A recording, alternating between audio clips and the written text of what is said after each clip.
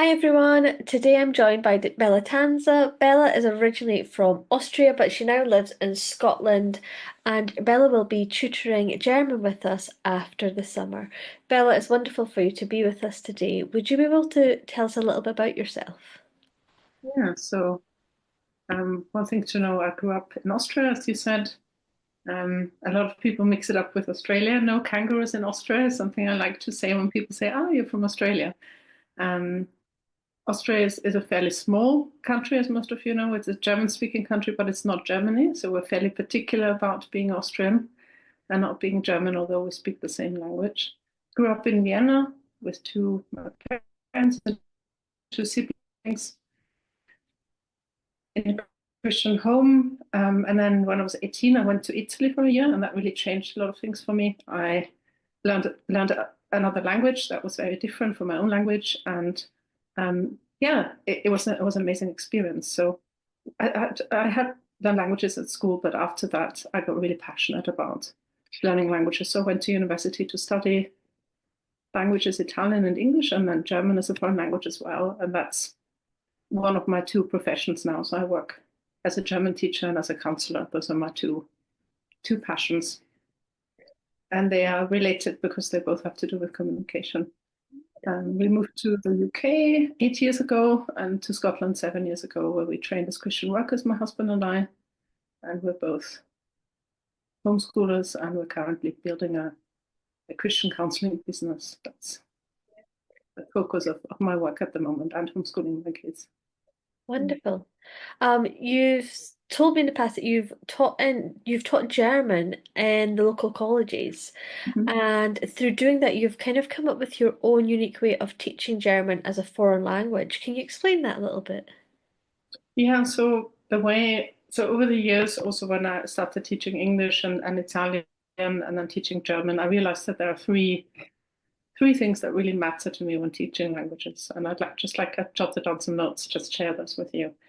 So the first one doesn't have to do with German, but with the atmosphere that I think needs to be created when I teach. And I've noticed that students came and sometimes wrote to me years after we'd worked together saying, what really mattered to me was that I was in an environment where I was able to learn and where I knew people wouldn't laugh at me and where I could make mistakes and where I felt safe. And yeah, that really matters to me. So creating an atmosphere where students feel I can learn something new. I think growth can happen when we feel safe and when we feel challenged at the same time. I think that is the optimal sphere to be in when there also academic growth, but I think any kind of growth really. Yeah, I think And it's true. I think that's a really that's applicable for all disciplines, and for us as home educators to be really mindful of that when we're teaching our own children to create that atmosphere in our homes. I know particularly when teaching maths, it's also one of these subjects that's really true, having that atmosphere where people feel safe to make mistakes and ask really stupid questions because there's no stupid questions.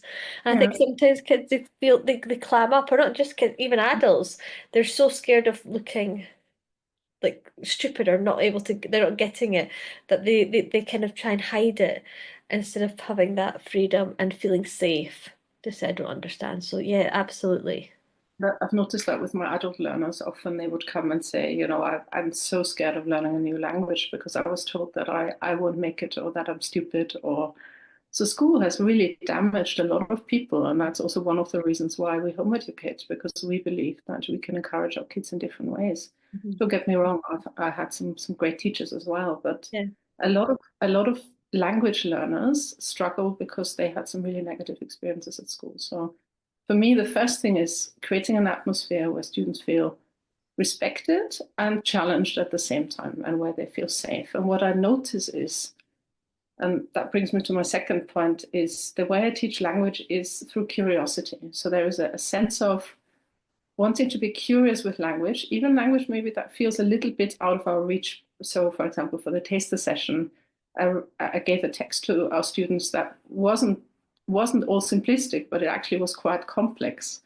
And that's because language is complex. Nobody will travel to Austria or Germany or Switzerland and will just hear the things in their environment that they have learned in the language course. Language is something that we will be confronted with lots of new words, lots of new sounds, lots of new concepts. And I think it's a bit like learning to swim. So this idea of, we're not pushing them in, but we're going in with them at the deep end. Mhm. And sometimes we go to the other end where we can feel the ground beneath our feet.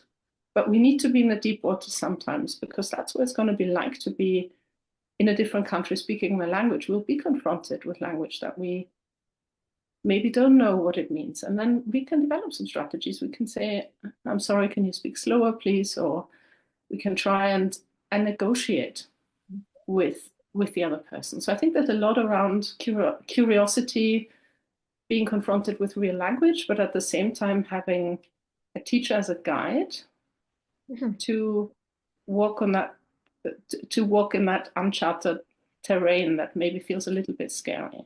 Yeah.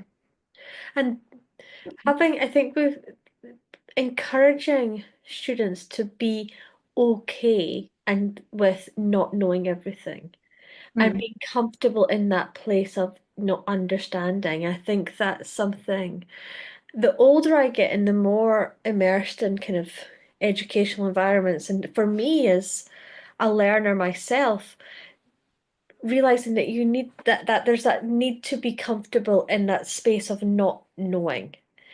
And that in that space of not knowing is where the best learning actually happens because you're growing into it and you're feeling the tension, you're feeling the difficulty. And I actually, from my own experience of doing languages at school, I think languages for when you're completely new to another language, is that there's so much that you don't know, and it's so Pretty and it scary. Yeah. yeah, Mm-hmm. it's very scary, and there's no other academic discipline quite like it, I don't think. Yeah. Yeah. I think that's really rewarding about it. So it's creating that atmosphere and kind of nurturing curiosity and saying, okay, so the way I would read a text with students very often, rather than asking particular questions, I would say, hunt for 10 words that you know, and then go and look for some words that you think you might know, but you're not really sure, but you can make an educated guess. Mhm. And then let's look for some words that you don't know, and maybe your colleagues know about them. So let's ask them. And then in the end, I'm the dictionary at the end if nobody knows about these words. So it's really about being curious, and then often some really interesting conversations come about. So I think it's a bit like being a language detective, Uh-huh.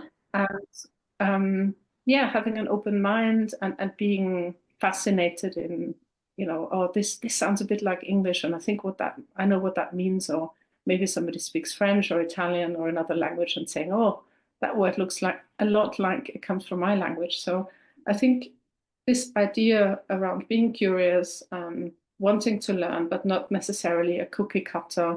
This is what we're learning, and I decide from the beginning what it is that the students need to learn. Yes, there's some of that, Mhm. but there's space to explore and to be curious about language. And then I think the third thing I do is I just use German a lot, especially after the first few sessions when people know what they're doing. I have a fairly set structure so students know what's happening. So, for example, at the beginning of a lesson, I would usually do a question of the week where I ask students, what is your favorite color? Or I say, what is your favorite food, depending on what we're learning at that time. Yeah. And then it's about language, but it's really about getting to know each other a little bit. And then everybody can have a go at sharing what matters to them. And then I work with short videos about somebody who learns about everyday situation in a German speaking country, and the students can learn with that person as that person um, explores what it's like to not to know German and to live in that world. So it's a little bit like we're going on a journey with somebody who goes to a German speaking country, and that person doesn't know any German, and so they need to ask and they need to use their hands and their feet to talk. So I think it's a really clever resource that we'll be using. It's an online resource I've used with my learners over the years. And so there is something about structure that gives security, but then I try and use as much German as I can. Maybe not when I explain what we're doing, but then when we're going into the exercise, I would repeat a lot of the things that they might have heard before for them to be exposed to the languages as much as possible. So yeah, I might use some songs as well. Some of my students have really enjoyed kind of listening to some German music. And for this being a Christian environment, we could also read kind of maybe some stories from the Bible, or we could yeah, listen to some German music and read the lyrics, or maybe sing along. So that there's lots of different options of how we can explore culture and language at the same time and bring in Jesus and faith, which I'm Wonderful. really excited. Your method is different to how like a foreign language would be taught in schools, but your method has proved to be really successful. Why do you think this has been such a successful method when you've used it in the past? Yeah, I've also wondered, I think it's if we're curious about learning and language, we can remember better. And I think being exposed to real language also stretches us in the way we problem solve, if that makes sense. So if we only have a set 500 words we want to know, and then if the 501st word comes along and we don't know it, we might panic. But actually learning strategies of how do I deal with something I don't know? So for example, I don't need to translate every single word when I read a new text. So I'm learning Dutch at the moment, and my passive Dutch is getting quite good, my active not so much. But when I read a text, there's lots of words I don't know, but I decide only to look up 2 to 3 words on every page, even though I don't understand a lot of the words. But I can't learn them all, and it would be super frustrating if I had to look up every single word. I'd be tired and feel really frustrated after an hour. Yeah. So it's exposing myself to language that maybe is here and not on my level, but it feels like this is authentic language, and I'm learning something, and I decide which words I'm looking up, and I want to write into my vocabulary book, for example, and then I try and integrate those. So I worked at the Edinburgh College for a while, and a colleague of mine, so I would do the beginners courses, and then she would build up and take my students to exam levels. And she said, I notice your students because they're more at ease, they're more comfortable than other students. And that was a great compliment, because it felt like I had taken them to a place where somebody else could then support them in taking their exams, and that the foundation was laid. And that's always lovely to know and to hear, because purpose really matters to me. I want to know that my students, there's something purposeful in what I teach them. Mhm. Yeah. So I think there's something about exposing students to real language, and I think there is something about challenging them to grow, and something about making them feel as safe as possible while they're doing it. And I think that's what my heart is in teaching. I can say that. Yeah. That's brilliant. Yeah. You've mentioned, so you're obviously, you grew up speaking German as your first language. We're speaking English. You mentioned Italian. Mm. You're now teaching yourself Dutch. Um, so you're a multilingual Mm. person. What benefits has that brought you? Yeah, so I think lots of benefits. One thing I remember when I realized for the first time that other languages existed. We had my neighbors in Austria had visitors, and they had started learning another language, and it was English. And they told me about. I learned my first 2 English words. One was cloud and one was flower. I didn't know how to spell them, but I was just mesmerized by these 2 words that I was told what they meant, and I thought, wow, I would like to know how to speak that language. How old were And you? I was probably 5 or 6. And I could write, because I remember writing them down and then really treasuring those 2 words that I'd learned. And looking back at it, I'd completely misspelled them, but it didn't matter. There was something about a fascination that started at that time. And I think it's challenging myself to have access to literature and resources that I would normally not have. So it's like exploring a new world. I like to compare it to, if you have a house with lots of rooms, it feels like with every language I'm learning, a new room opens up, a new door is opened up. And at the beginning, it's maybe only opening the door a little bit and thinking like, oh, what might be in that room? But as I get more comfortable, it feels like, oh, wow, I'm exploring here.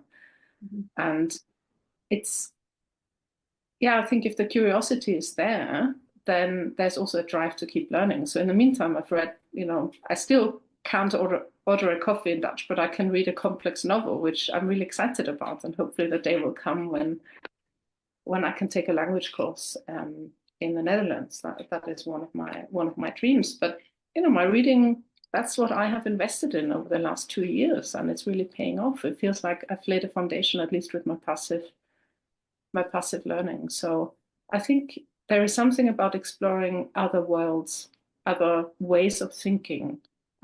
So, for example, recently I'm teaching a German course at the university, and we looked at a word in German, the word wach, and it means awake. And all of a sudden, what came to me was that the word watchman in German comes from the word wach, which means to stay awake. And it was those epiphany moments of understanding your own language and other languages of like, oh, wow, I can make a connection here.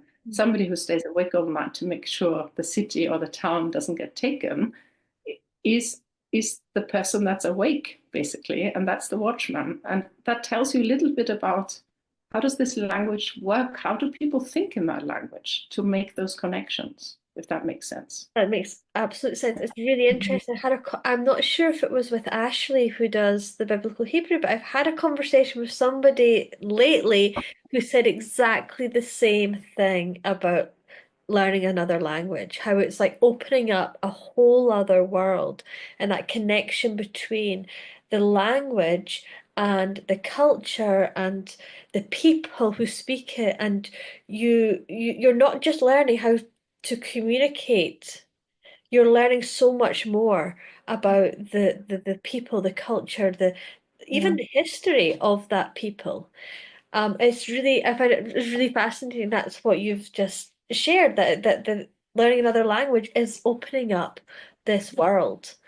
And Um, I think it's also teaching my own language. So my students make me aware of things and kind of say, oh, what does this word mean? And then I think I've never thought about this because I've used it in my life, but I never thought that certain words had certain philosophical concepts in them because that's just what I'm used to. But with my students asking questions, I then get curious. Oh, where does that word come from? And so there is something about loving a love of words that is definitely part of that enjoying to learn languages. And I think for me, it's also continuing to train my brain. So my aim is with every decade, every kind of every big birthday, I want to start a new language, and then of course it's keeping the other ones alive. And I'm really enjoying that. how many But I think languages it's do you have? How many languages? so German, English. My French is passive at the moment, but I had French at school, Italian, Spanish, and now Dutch, so six, and Latin as well. But I can't speak Latin, so yeah. And I think for me it really is about communication and about expressing myself in a way that is maybe not the way in which I would normally express myself, but learning to do that and facing that challenge and then overcoming it and seeing actually somebody understands what I'm saying because I've learned how to do it. And there's a lot of courage. I remember when I came to the UK for the first time and I went to a fast food place and I ordered something and I was able to say what I wanted to say, but I didn't get what the person said back to me and I got really panicky about it. And for a whole week I didn't speak because it was just so dreadful. And then now as a language teacher, I think I want to take that fear away from my students that yes, maybe sometimes we don't understand, but then we can ask again. And there's no shame in that. As long as we try and do our best and the other person wants to understand us, we're going to make ourselves understood. Yeah. It's Yeah. pretty like you're speaking to someone with a broad accent. Mm. Um, I sometimes think of people coming to the UK and to Scotland and they're speaking to somebody with a broad Scottish accent and they might have quite good English. It must be like listening to a completely different language. And I think once you associate certain sounds, so one of the reasons why I live in Scotland is because I worked at a Christian hotel for a while, for a summer with somebody from Scotland, and I liked their accent so much. They were from the West, and I just thought, oh wow, that's such a fascinating accent, and I ended up going to Edinburgh for a year and study here because of that, because I was just fascinated with Oh, Scottish. Well, there's lots of Scottish accents, but that I thought, wow, I would like to live where people speak like that all the time. that's amazing. So Um, that's how I ended up in Scotland, partly. Sadly, learning a second language is becoming a lot less common. And there's an argument that we don't need to learn a second language because of the translation technologies that we have, or that most people have on their phones, if Google can translate. So it's no longer important to actually learn a second language. What would you say to this? I think what I would say is, what is people's, depends on what people want. If they want to travel somebody and not be in contact with any locals and just, enjoy the beach and maybe go for a walk or see some sights and go home again, then probably that is enough. But if they're really interested in the people, and really getting to know the culture, then that translation, it won't be such a good experience if we rely on that. Mhm. And I think it's also when I'm in a different place, I want to show to the people that are local that I care about their culture and their language. Mhm. And I think if it's going to a place where I've never been, maybe even just learning a few words, but it's showing respect to the people that are local and not expecting that everybody would speak my languages or my native language, I think is a sign of showing, I care for people and I'm a guest here and I want to appreciate that what they speak, their language basically, as something that is worth learning, Uh-huh. at least to some extent. My Yeah. son found that. He went last summer. He's just turned 16. He was at a youth camp, a Christian youth camp in Spain, and there was a small group came from Scotland, but it was mostly Spanish teenagers. They're older, like upper teens, so they're actually more young adults. And so my Jude tried to learn a little bit of Spanish before he went to hike, like Duolingo, just so he had a little bit. Most of the teenagers spoke really quite decent English, and he felt really embarrassed. He felt this is terrible that I've come to their country and I don't have a lot of. He had the very basics, but these guys they can speak to me in English and they've learned this language, and I should be making. I wish, and he's like, I wish had made more of an effort to try and learn more Spanish to be able, just exactly what you're saying, that respect to be able to communicate with them. And it And I really made guess, an impact. And you said to me he now wants to go and live for a year in a Spanish speaking country. and I'm wondering if that first experience that was maybe disappointing or maybe even shameful to a certain extent is now actually a door opener to actually know I like this culture. I want to learn that language. And I remember, for me learning Italian, I went on a holiday with my family to Italy and I really liked it. But I was only able to say a few things, and I really would have loved to have a conversation with people. So deciding to live in Italy for a year, that made a big difference, and I related to the language and the culture in a very different way.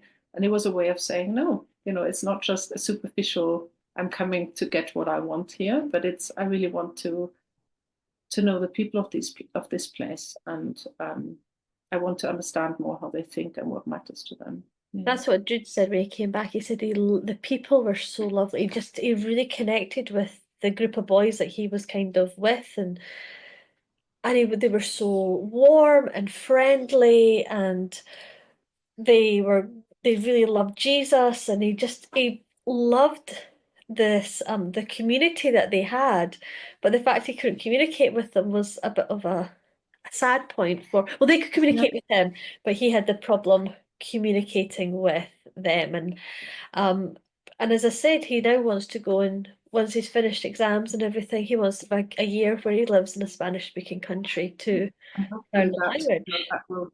that will then kind of take him to a place where he says, actually, no, now I can share a lot more. And I think, the way when I speak to to people about language learning, I say one of the reasons why I keep learning new languages is because I want to put myself in the shoes of somebody who's just started out. And it is frustrating when, especially as somebody who, has done quite a lot of things in my life, and I feel I'm quite capable at life. But when you are in an environment where you feel like, oh, I'm like a baby or a toddler because I can't make myself understood, that is a difficult place to be in. And I think it's also a good place to be in to a certain extent, because it means that there's something about humility when you are dependent on other people, and you're on the receiving end of things and you're still learning. And there is something about being willing to learn. And I remember, when I lived in Italy, the first 2 months were the hardest. I understood a few things, but I couldn't speak. But then after a while, after month 3, month 4, I realized, oh, I can now say things. And that was just a great experience. And I wanted to keep going because I realized people understood me, and that was really exciting. So I yeah, think there as is. well, on for the flip side of it as well, if you're learning, just what you said, when you're learning a new language and you're in that environment and you don't understand, it's very humbling. You feel like almost like that toddler. Yeah. Mhm. And when you take that back to being back in your own environment and and for us in Britain, and somebody speaks to you and they're from another country, they might be a refugee or an immigrant or something, they're coming and they're living in this country and they're learning English for the first time, but they're communicating with you. Their English might be stilted, their pronunciation might not be absolutely perfect, but they're actually communicating with you, having a conversation.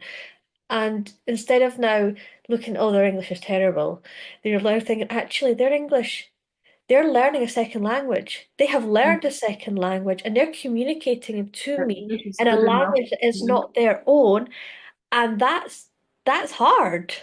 Yeah. So Mhm. change that it makes us more, it can give us that perspective on what it's like. It's particularly for English speakers where we're so used to everybody speaking English. And being able to shift that perspective to see what it's like for somebody coming to the And UK who can't speak our I think language. also ultimately, I think what you're just talking about, the ultimately language is about getting a message across. And if that's not perfect, but the message arrives, then it's done, the job is done in a way. I mean, of course, I want my students to learn to speak correctly and all of that, but at the beginning often that doesn't happen, and then I can still understand them, and a native speaker might still make sense of it. And this achievement of I'm being understood, even if it's not perfect, I think that is something that my students just really enjoy. I remember, I asked the college one day, my parents were visiting, and I asked if I could bring my dad along as a native speaker just to have a conversation with the students. Um, and he came, and it was a great experience for him, but also for my students, that they weren't only able to speak to me, but there was this native speaker who didn't have much English, and actually they were able to express themselves, and they were able to ask about football in Austria. And I thought it was, I look back on it, and it's a real treasure, thinking that yeah, that my students managed to communicate with somebody who doesn't speak the language much. And it was a great experience for both of them. So I think it really is about learning to bring a message across, and it's always message before correctness. And I think correctness, it's important to learn to say things correctly and to use the right grammar and the right words, but the message is more important than how the packaging, let's put it like that. Yeah. So you're going to be doing Introduction to German after the summer. For families who are interested in taking this, what would they expect?